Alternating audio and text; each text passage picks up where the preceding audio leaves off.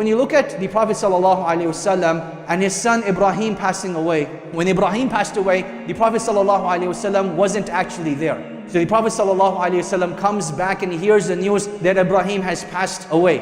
And he kisses Ibrahim at that time and he starts to cry. Tears start to come out of his eyes.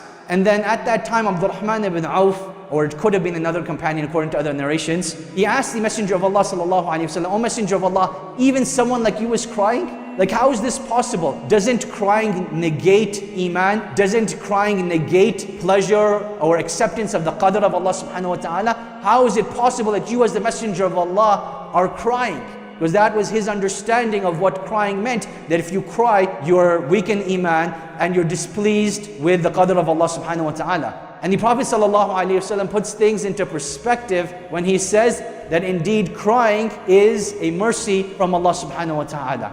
That indeed the eyes will shed tears, the heart will grieve, but the tongue will only say that which is pleasing to Allah subhanahu wa ta'ala.